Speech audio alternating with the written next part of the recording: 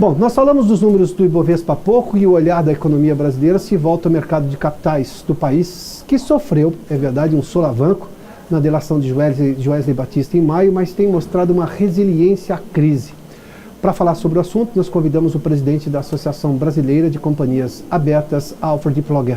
Sr. Alfred, bem-vindo aqui ao Cenário Econômico. Piotr. Boa noite. Vamos fazer um rápido histórico aqui. No dia 17 de maio, à noite, houve a divulgação da delação de Joesley Batista. No dia 18, a Bolsa caiu mais de 10%, tivemos circuit breaker naquele dia.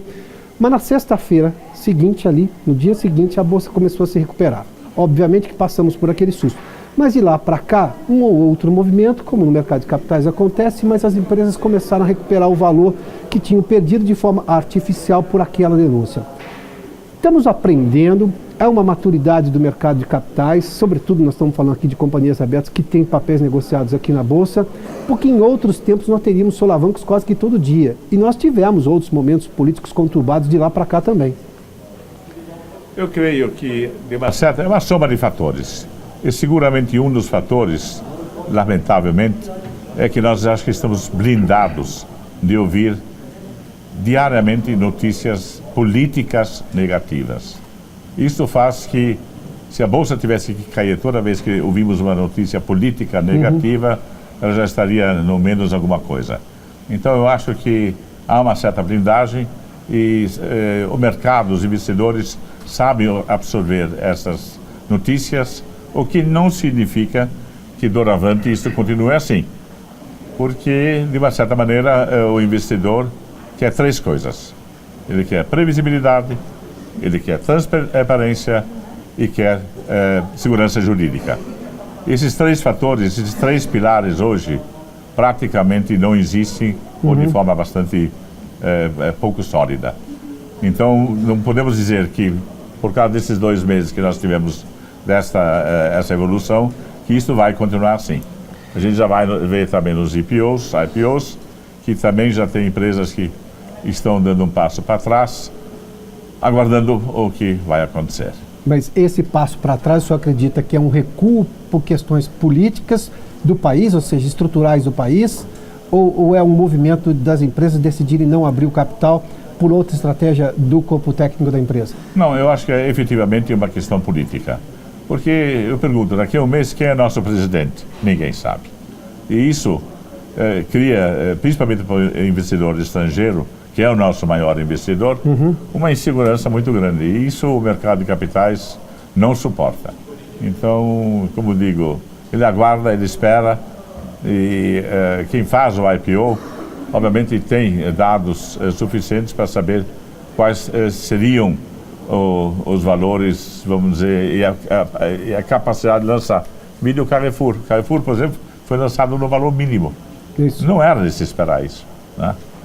Conseguiu o volume, ainda bem, mas o valor foi para o mínimo. Então isso cria uma insegurança. Deixa eu usar 2 expressões que nós temos ouvido com alguma frequência. E quero ouvir sua opinião, por gentileza. A economia está se descolando da política. Isso é um conceito ou é uma percepção meramente momentânea? Eu acho que a política nos tem trazido dissabores há muito tempo. Então eu acho que se a economia grudasse na política, como digo, seria muito complicado. E acho que nós brasileiros temos uma coisa fantástica. Nós somos otimistas por natureza. E, às vezes seria bom a gente ser mais crítico, mas enfim, temos esse otimismo e então há um certo descolamento da economia da política. E a bem da verdade temos que convir que essa equipe comandada por Meirelles tem tido sucesso. Bem ou mal com todos esses percalços políticos. Nós temos uma razão prática, objetiva, ou seja, há uma política econômica que está funcionando apesar do momento político conturbado ainda. Certo. Não obstante, vamos dizer, conseguiram agora passar a reforma trabalhista. A previdenciária está sendo cortada a cada dia um pouco. Quer dizer, no fim tem-se a percepção que vai ficar só essa questão de idade. Isso é muito pouco para debelar o déficit que nós temos. Então, como digo, eu acho que por mais que eles se esforcem, Isso é tudo limite, tanto assim que aumentaram impostos agora do PIS, COFINS da gasolina. E o Meirelles, ele é muito transparente, ele diz, olha aqui, não estou dizendo que é o único imposto não, hein? Se aquilo perdurar, vai ter mais surpresas. Tá, mas diante do que nós temos prático hoje, de fatos reais da economia, aí ele faço a segunda pergunta da segunda frase que se ouve com muita frequência. O Brasil ficou barato para o investidor estrangeiro. Aliás, muito dinheiro estrangeiro está entrando na Bolsa e comprando papéis de empresas brasileiras. Aliás, logo depois daquele dia 17, o dia 18, quando a Bolsa caiu, muito dinheiro estrangeiro veio porque os papéis caíram em demasia. Esse investidor está apostando em quê? Em retorno rápido ou ele está olhando para o país e investindo no capital produtivo? Não. Eu acho que são as duas coisas. Nós temos aquele investidor que permanece e tem aquele que é o especulador e pensa no retorno rápido. E temos que pensar bem, por exemplo, hoje na Europa e nos Estados Unidos, a renda fixa, por exemplo, não dá, é zero. Tá? Não há juros praticamente. Então o Brasil, seja como for, ainda tem uma remuneração interessante, mesmo em renda variável, como é o mercado de capitais. Quer dizer, o rendimento compensa o risco que se corre com esse momento ainda turbulento politicamente. Como é que o senhor diz hoje para o investidor que, obviamente, que está aplicando em título aqui no Brasil, com essa taxa Selic caindo, boa parte dos títulos de renda fixa são variáveis pela Selic, e muito pouco em mercado aberto. Esse investidor que quer migrar, que começa a olhar essa possibilidade, tem caminho aberto para ele começar a aplicar na Bolsa? Não, tem. Mas isso, eu diria, é para profissionais. Isso, o mercado de capitais, hoje, não é para amador. Então, é um pessoal, em primeiro lugar, extremamente especializado, muitos especializados em determinados ramos. Eu conheço corretoras, por exemplo, que só trabalham no ramo energético no mundo todo. Agora, esses caras conhecem absolutamente tudo, né? Então, sabem o que significa essa movimentação que nós temos ultimamente, por exemplo, exatamente no campo energético, e sabe se deve sair ou deve entrar no mercado. Então, são realmente profissionais de primeira linha. E amador, provavelmente, erra o pé. Agora, mas esse dinheiro que vem aqui e fica, não incentiva a empresa a tentar apostar numa retomada econômica? Que alguém vai ter que dar esse primeiro passo. O Estado brasileiro não vai conseguir porque não tem recurso para investir.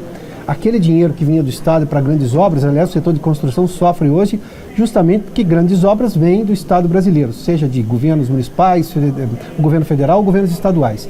Ou seja, será o setor privado que vai ter que dar o primeiro passo.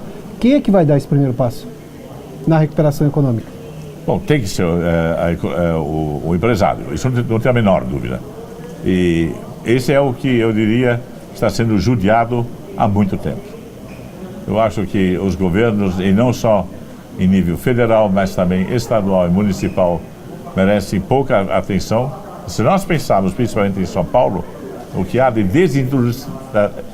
desindustrialização nos últimos anos é uma coisa lamentável.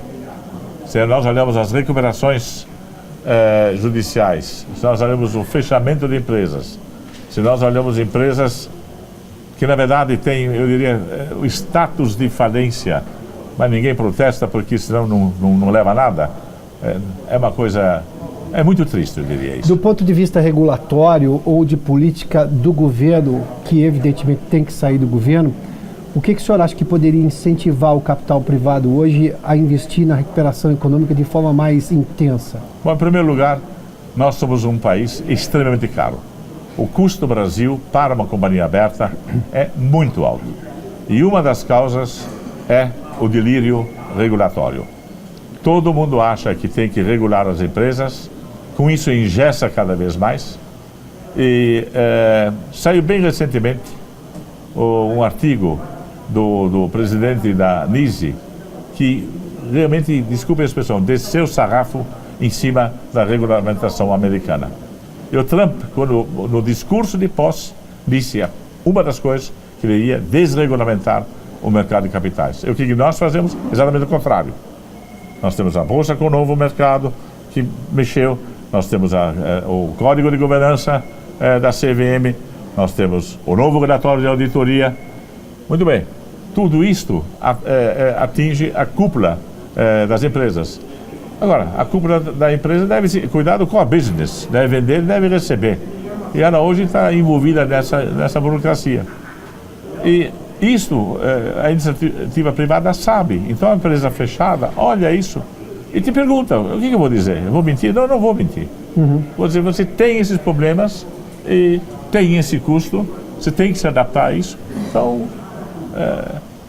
eu diria, se mais empresas pudessem fechar o capital, seria um desastre. Não conseguem por quê? Ora porque não tem recursos e ora sabem que não conseguem a quantidade necessária de ações para fechar o capital.